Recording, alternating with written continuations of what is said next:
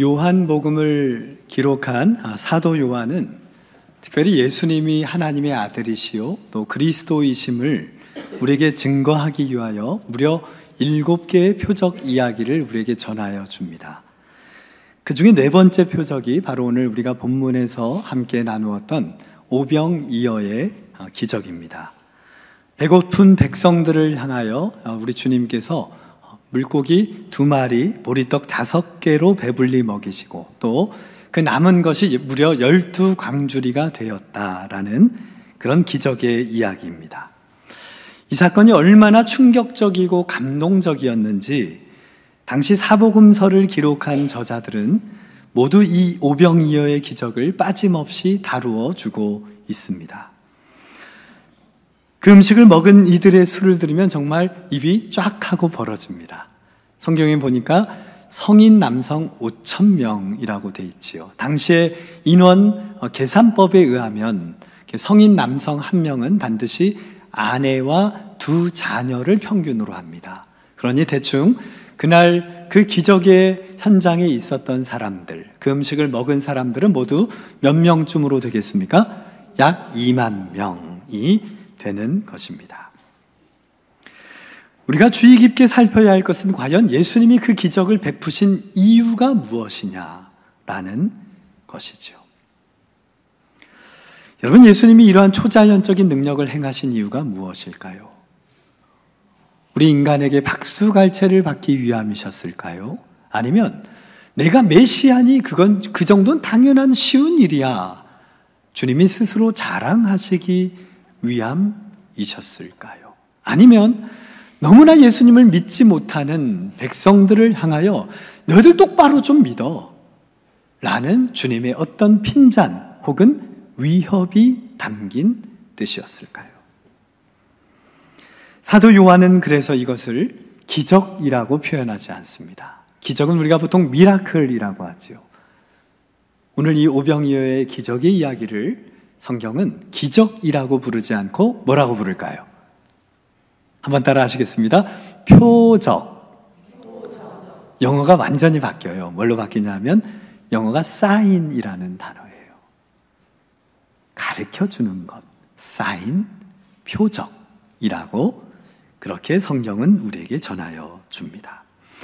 예수님이 우리에게 이 표적을 행하신 이유가 무엇일까를 생각해야 합니다. 그러지 않으면 우리는 이 땅에서 언제나 기적만을 바라며 또 바라며 더 큰 것을 바라며 기적만을 믿음의 길로 여기며 살아갈 수 있기 때문입니다.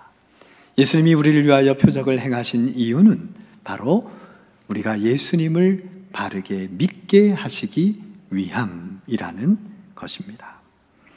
우리가 왜 예수님을 믿어야 하지요? 영생을 얻기 위해서입니다. 표적의 이야기는, 여러분의 인생을 통하여 펼치시는 표적의 이야기는 우리가 정말 그 예수님이 나의 주님 되심을, 하나님의 아들 되심을, 나의 구원자 되심을, 그리고 우리에게 그 믿음을 통하여 영생을 주시는 주님의 뜻을 기억하며 날마다 그 표적의 주인공으로 여러분의 삶이 주님의 살아계심을 증거하고 보이고 나타내고 드러내며 선포하는 거룩한 여정, 인생 되시기를 주님의 이름으로 축원합니다.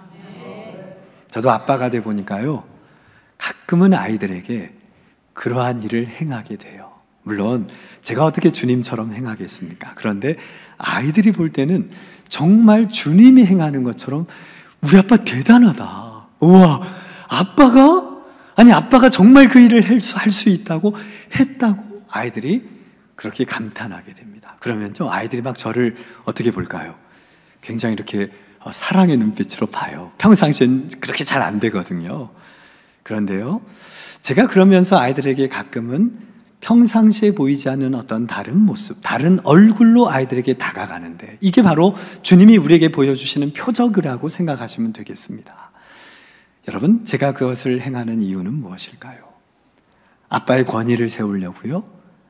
아빠임을 자랑하려고요? 아빠가 대단한 존재라는 것을 아이들에게 심어주려고요? 아니요. 아이들에게 저의 사랑을 보여주기 위함입니다. 내가 너희들을 얼마나 사랑하는지 아니? 내가 아빠가 정말 너희들을 사랑하는 것을 믿어주길 바란다. 이것은 아빠인 제가 아이들에게 보여주는 그런 사랑의 표현이고요. 또 하나는 그것을 통하여 아이들에게 제가 요구를 하는 거예요. 여러분, 이 기표적을 통하여 뭘 요구할까요? 아빠를 온전히 신뢰하라. 아빠를 믿어다오. 아빠의 사랑을 신뢰해다오라는 표현이라는 것입니다. 오늘 이 빈들에 채워진 하늘의 놀라운 은혜를, 그 사건을 우리가 통하여서 우리 인생 앞에 놓여있는 한계와 도전 앞에서 우리가 어떻게 그것을 돌파하고 어떻게 우리 인생의 문제를 주님 앞에서 해결해가는 그러한 지혜로운 삶, 믿음의 삶을 살아갈 것인지 함께 오늘 본문을 살펴보도록 하겠습니다. 베세다 광야에서 많은 사람들이 주님의 말씀을 듣고 있었어요. 그런데 듣다 보니까 시간이 어떻게 됐을까요? 막 흘러간 거예요. 저녁이 됐네요. 지금 백성들이 있는 곳이 어디입니까? 빈들입니다. 여러분, 빈들 하면 뭐가 떠오릅니까? 없음이 떠올라요. 아무것도 없어요. 먹을 것도 없고요, 가진 것도 없어요. 뭐 피어 있는 것도 없어요. 빈들이에요. 우리 인생이 실은 빈들과 같잖아요. 광야와 같이 무력하고 또 무능력하고 빈곤하고 결핍이 되어 있고 항상 갈급한 삶을 살아가는 우리의 모습이 바로 빈들의 광야, 오늘 주님과 백성들이 서 있는 삶의 자리, 바로 그곳입니다. 그런데 문제는 저녁이 되어가고 있다는 거예요. 저녁이 되면 어둡잖아요. 무섭지 않나요? 그리고 외롭지요. 고독하지요. 저녁은 우리의 삶의 마음의 무거움을 가져다 줍니다. 그런데 여러분, 이렇게 빈들이고 저녁이 되는데 또 하나의 문제가 있어요. 긴 시간 주님의 말씀을 듣다 보니까 배가 어떻게 돼요? 배가 홀쭉해지는 게 아니고 꼬르륵 소리가 나요. 그렇게 해서 살 빠지는 건 아니에요. 꼬르륵 소리가 나 배고파진 거예요. 모든 것이 열악한 상황입니다. 우리 인간의 모든 문제가 실은 여기에 있습니다. 하나도 답이 없어요. 빈들도 해결할 수 없고요, 저녁이 찾아오는 걸 막을 수 없고요, 배고픔, 굶주림, 고독, 삶의 두려움을 우리는 이겨낼 수가 없다는 거예요. 그런데요, 주님이 지금 여기에 계시잖아요. 주님은 이 모든 것을 아셨어요. 오병이어의 기적은요, 실은 주님의 우리를 향한 긍휼하심의 시작이에요. 주님이 우리를 불쌍히 여겨주시고 우리가 굶주리길 원치 않으시거든요. 여러분, 너무 두려워하지 마십시오. 우리가 외롭고 힘들다고 주님이 아시면 되는 거예요. 주님이 우리 가정의 형편을 아시기 때문에 그 주님이 나와 함께 하심을 믿으면, 그래서 그 주님을 신뢰하면 우리 주님께서 가장 좋은 방법으로 우리의 길을 인도하여 주시는 거예요. 주님이요, 갑자기 제자 중에 한 명에게 이런 질문을 던져요. 근데 질문이 굉장히 무겁고 부담스러운 질문이에요.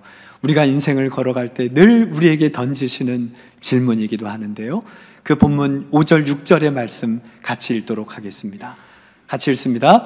예수께서 눈을 들어 큰 무리가 자기에게로 오는 것을 보시고 빌립에게 이르되 우리가 어디서 떡을 사서 이 사람들을 먹이겠느냐 하시니, 이렇게 말씀하심은 친히 어떻게 하실지를 아시고 빌립을 시험하고자 하심이라. 이 빌립이란 제자가 딱 걸렸어요. 이렇게 본문 전체 맥락을 보면 이 빌립은 좀 계산이 밝았던 사람 같아요. 도마보다 어쩌면 더 뛰어난, 더 지혜로운 사람일지도 모르겠습니다. 분석력도 뛰어나고요, 굉장히 논리적이에요. 아주 야무지게 인생을 살아가는 사람 같아요. 주님이 빌립을 딱 지목하셨어요. 그리고 뭐라고 주님께서 명하십니까? 약간 질문 같은 명령이에요. 그 질문 명령 같이 읽어볼까요? 우리가 어디서 떡을 사서 이 사람들을 먹이겠느냐? 이게 질문입니까? 명령입니까? 권유입니까? 조언입니까? 저는 이게 질문인 것 같은데, 가만히 이 맥락을 살펴보니 빌립에게 이렇게 하신 것 같아요.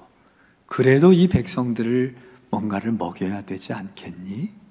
너희들 똑똑하잖아. 계산 잘하잖아. 그러니 어떤 대책이 있는지 너희들이 한번 그 대안을 제시해봐라. 너희들이 이들에게 먹을 걸 줘라. 사오든 가져오든 어떻든 나누어 줘라. 이런 말씀으로 들립니다. 그래서 오늘 본문의 뒤에 보니까 주님이 친히 어떻게 빌립이 하실지를 아시고 빌립을 뭐하였더라? 시험하고자 함이라. 여러분, 주님은 항상 우리를 시험하세요. 우리 인생의 문제 앞에서, 우리 인생의 한계 앞에서, 위기 앞에서, 도전 앞에서 주님은 여러분을 시험하세요. 질문처럼 요구하시고 명령하세요. 우리가 이 질문에 어떻게 답하는가, 어떻게 이 질문에 대응하는가, 반응하는가, 이게 신앙이에요. 여러분 인생 앞에 놓여진 이러한 질문 앞에, 주님의 요구한 명령 앞에 여러분들은 오늘 어떻게 서시겠습니까? 빌립이요, 딱 질문을 듣고는 아주 빨라요. 계산이 확실해요. 이렇게 답변해요. 7절의 말씀 시작.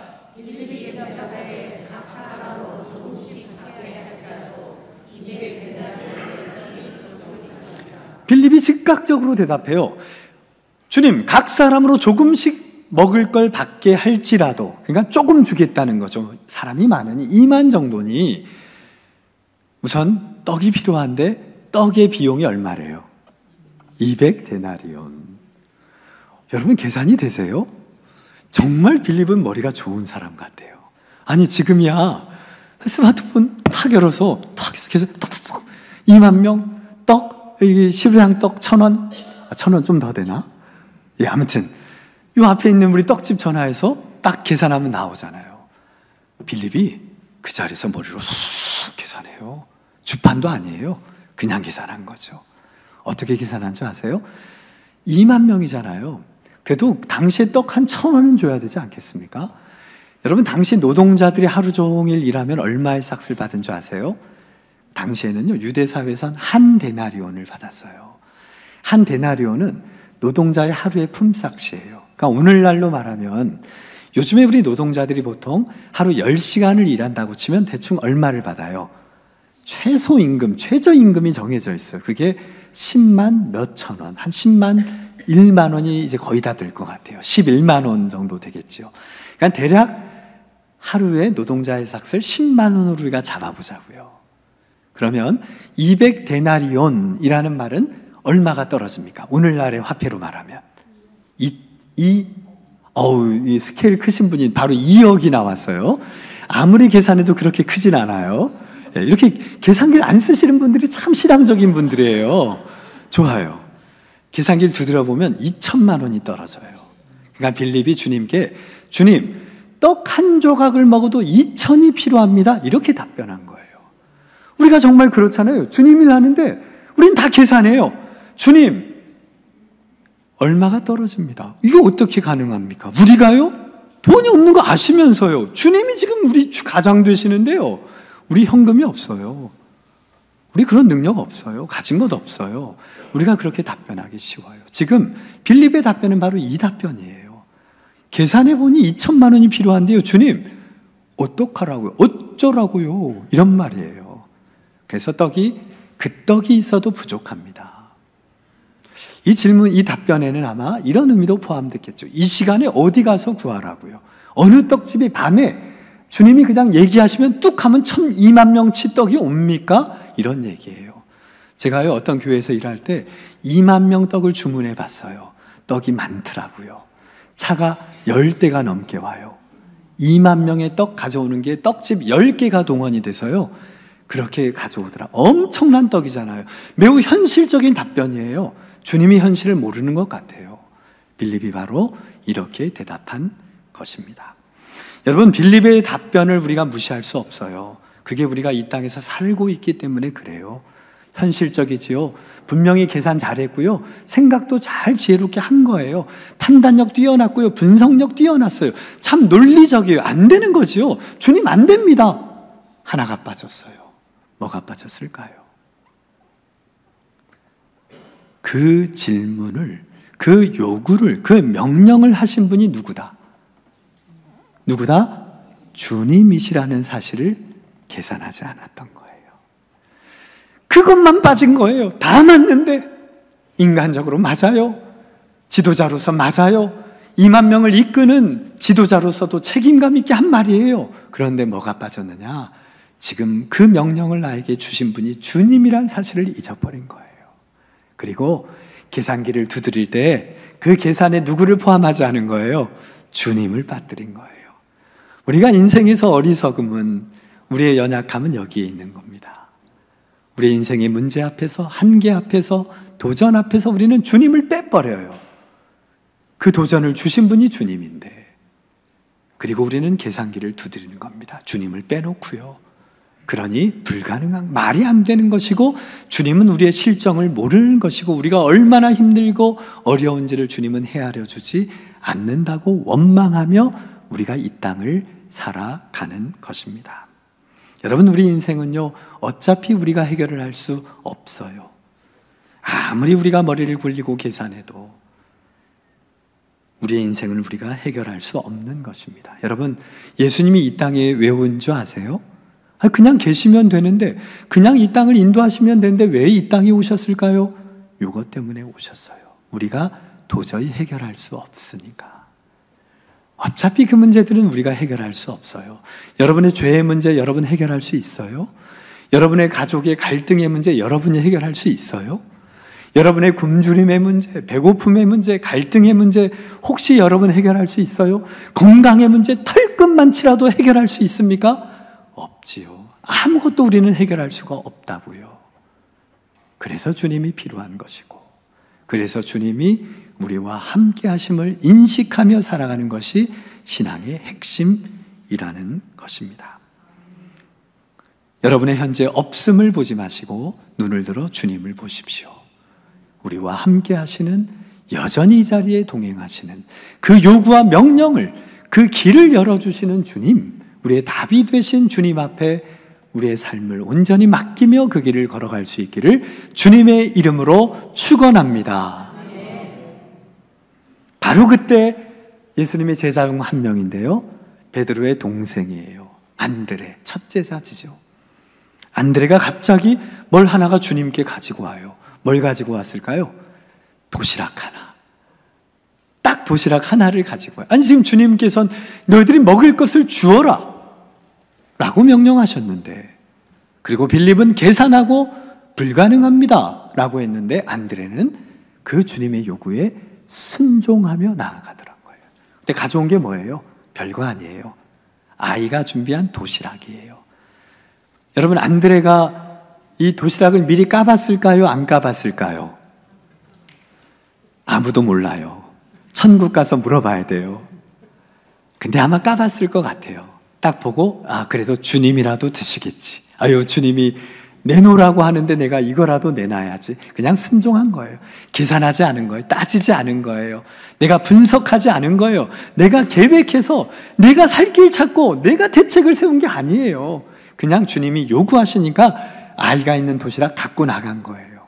아이도 똑같지요. 아이도 혹시 너희들 있는 건 내놔라 하실 때 아이가 그냥 이거 내놓은 거예요. 안드레와 빌립의 차이는 다른 게 아닙니다. 똑같이 실은 안드레도 걱정이 있었어요. 어떤 걱정일까요? 그 다음 절 8, 9절인데요.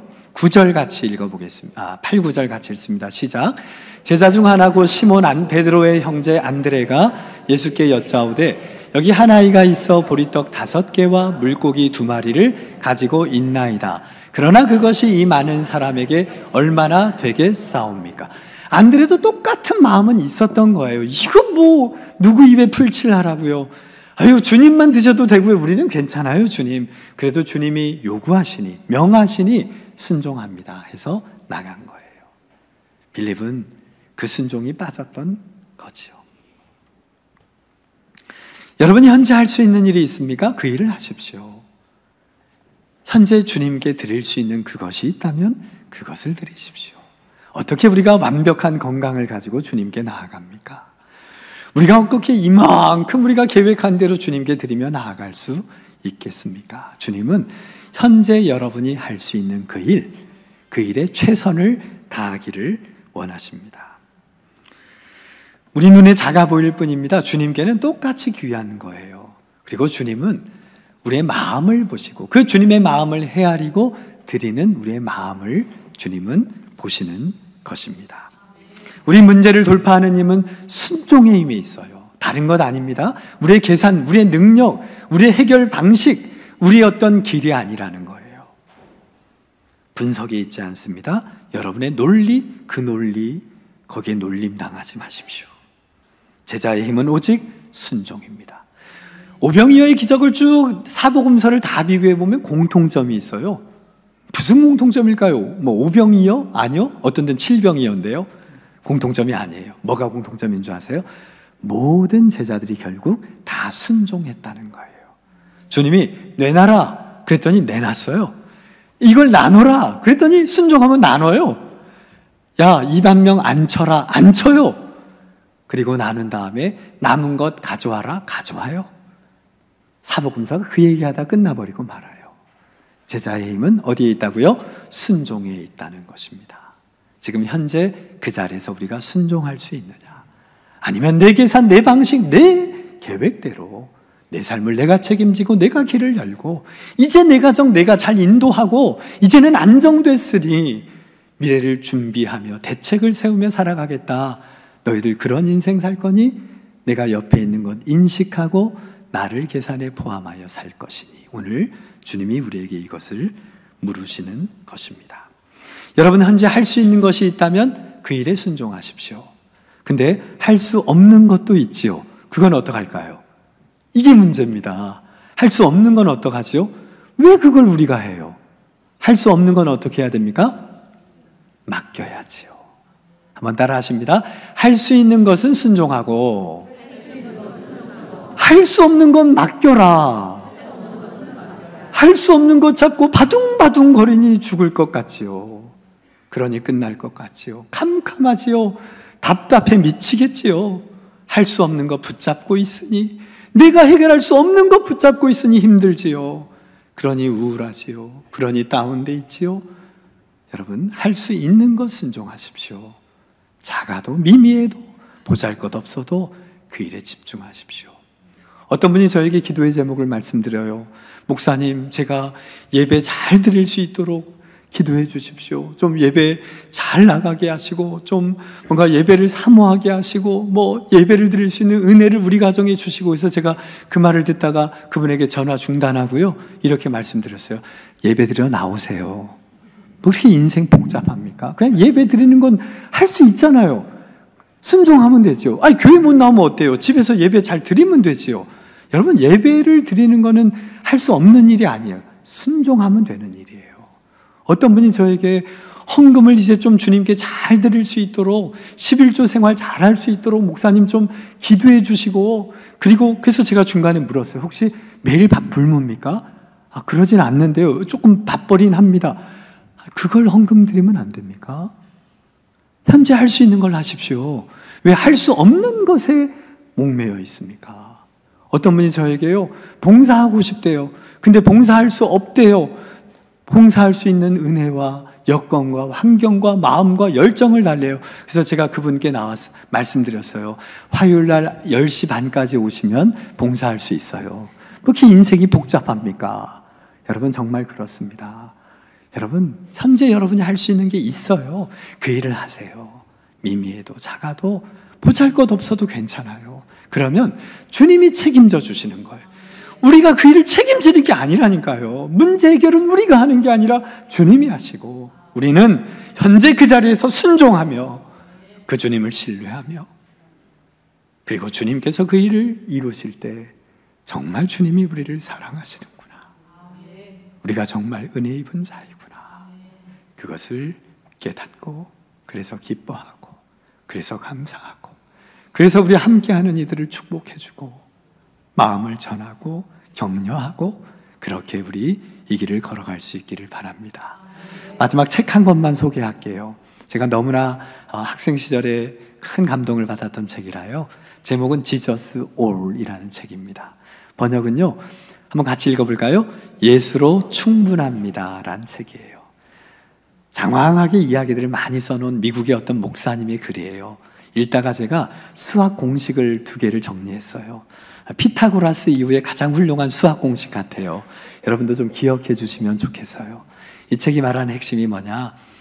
우리가 아무리 잘나도, 우리가 아무리 능력 있어도, 아무리 뛰어나도, 아무리 성실해도, 아무리 헌신해도 우리 플러스 something, 특별한 것은 결국 뭐가 되는 줄 아세요? nothing이라는 거예요. 아무것도 아니란 얘기. 한번 우리 공식 읽어봅니다. 시작. 나 플러스 something은 nothing이다. 예. 유식한 영어 써서 미안합니다. 아무리 우리가 잘해보았자 결국 아무것도 아니에요. 그런데 이 책이 말하는 건 뭐냐? 그런 연약한 우리 있잖아요. 그런 무능한 우리, 보잘것없는 우리, 쇠약해져가는 우리, 아무것도 내세울 것 없는 우리, 그 우리가 주님이 함께 하시면 우리는 뭐가 되는 줄 아세요? Everything이 된대요. 공식으로 한번 보시겠습니다. 같이 읽습니다. 시작. Nothing 플러스 Jesus는 Everything이다. 여러분 천국 갈 때 요거 공식 하나만 알고 가면 수학 전문가로 인정을 받을 수 있어요. 여러분 기억하십시오. 우리가 부족해도 주님이 함께 하시면 전부예요. 그게 인생의 전부예요. 복잡하십니까? 혼란하십니까? 여전히 갈등 때문에 힘들어 하십니까? 주님이 빠져서 그래요. 주님을 포함하십시오. 주님을 계산에 넣으십시오.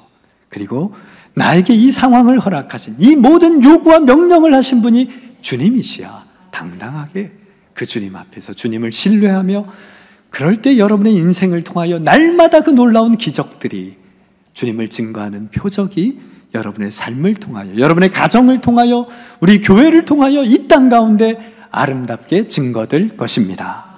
그 길을 걸어가시는 모든 성도들 되시기를 주님의 이름으로 축원합니다. 기도하겠습니다.